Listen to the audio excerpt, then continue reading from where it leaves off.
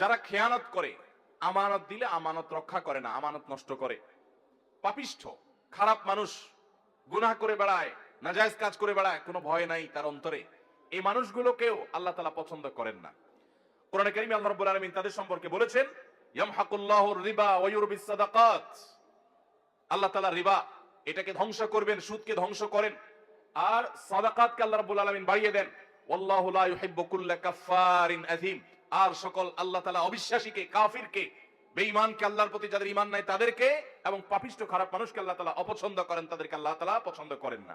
আল্লাহ তাআলা আরো বলেছেন, ইন্নাল্লাহা লা ইউহিব্বু মান কানা খাওয়ানান আযীমা। যারা খেয়ানতকারী, কথায় কথায় খেয়ানত করে মানুষের সাথে, এবং পাপিষ্ঠ অপরাধ করে, কথায় কথায় নাজায়েজ কাজ করে, আল্লাহর ভয় নেই, তার দিল কাঁপে না, এই মানুষগুলোকে আল্লাহ তাআলা অপছন্দ করেন। খেয়ানতকারী আমরা অনেকেই আছি, এমনকি অনেকে আছেন ৫ ওয়াক্ত নামাজ পড়েন আবার খেয়ানতকারী। কিভাবে? আপনার কাছে কেউ কোনো টাকা পয়সা রেখেছে, আপনি সেটা ভেঙে ফেলেছেন। এবার যখন যিনি জমা রেখেছেন চেয়েছেন, দিচ্ছি দেব করে টালবাহানা করছেন। এই যে আমানত রাখার পরে টাকাটা ভেঙে ফেলেছেন, এটার নাম খেয়ানত। এটার নাম কি? এরকম বহু প্রকারের খেয়ানত আছে। আপনার প্রতিবেশী মেয়ে, তাদের প্রতি আপনি চোখ চুরি করে, আপনি বাঁকা করে তাদের দিকে তাকালেন, তাদের সৌন্দর্য অবলোকন করলেন, চালাকি করে করে দেখলেন, আপনি খেয়ানত করলেন। তিরমিজির হাদিসে আসছে, নবী করিম সাল্লাল্লাহু আলাইহি ওয়াসাল্লাম বলেছেন, ইযা হাদাসা আর-রাজুলু ফালতাফাতা ফাহিয়া আমানা। কেউ আপনার সাথে কথা বললো, কথা বলার পর আরেক দিক ফিরলো, তাহলে আপনার কাছে বলার পর যদি সে বলে ভাই কথাটা কাউকে বলা যাবে না, তাহলে এই কথাটাও আমানত। এই কথাটাও কি? আমানত। আপনি যদি এটা আরেকজনের কাছে বলে বেড়ান, তাহলে খেয়ানত হলো। সেটা আমানতের কি হলো? এরকম আমানতের খেয়ানত আমরা অনেকে করি, কি করি না? ইমানদার কখনো খেয়ানতকারী হতে পারে না। ইমানদার এরকম বিশ্বাসযোগ্য হবে যে পৃথিবী চলে যাবে, ইমানদারের সততা আদর্শ টলতে পারে না। আজ গোটা দেশে, গোটা দুনিয়াতে এত মুসলমান, কিন্তু বিশ্বস্ত মুসলমান পাওয়া যায়?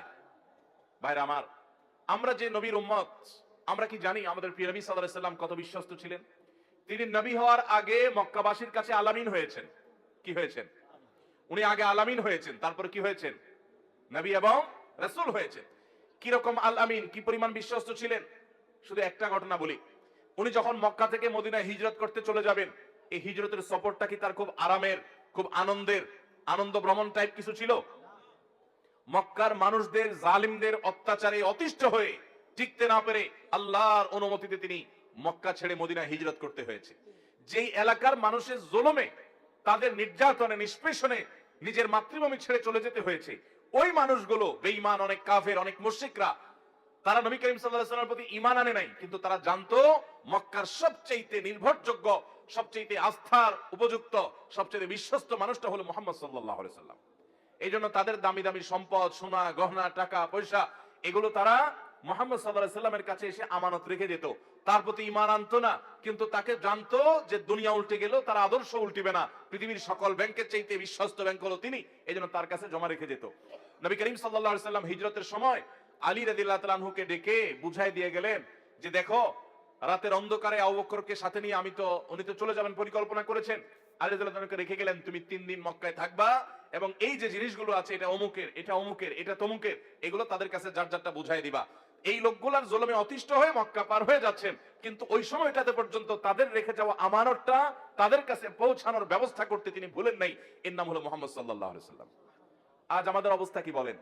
দোকান থেকে বাকি খেলে ওই দোকানের সামনে দিয়ে আর হাঁটি না, অন্য দোকান থেকে নগদ খাই, ওই দোকানের ধারে কাছেও যাই না। এ হলো আমাদের ইমানের অবস্থা, এ হলো আমাদের বিশ্বাসের অবস্থা, এ হলো আমাদের আস্থার অবস্থা। আমরা মনে করি শুধু নামাজ কালাম পড়লে মুসলমান হওয়া যায়।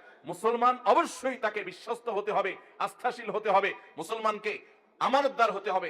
আমানতের খেয়ানতকারী, মানুষের কথা এর কথা ওর কাছে লাগায়, মানুষের গোপনীয় কথা বলে বেড়ায়, এবং মানুষের টাকা পয়সা তসরুপ করে, আমানতের খেয়ানত করে, এই ব্যক্তি কখনো ভালো মুসলমান হতে পারে না। এই জন্য ভাইরা আমার, তৃতীয়ত আল্লাহর কাছে অপ্রিয় ব্যক্তি হলো আমানতের খেয়ানতকারী ব্যক্তি, এবং যত পাপাচার আছে এগুলোতে লিপ্ত।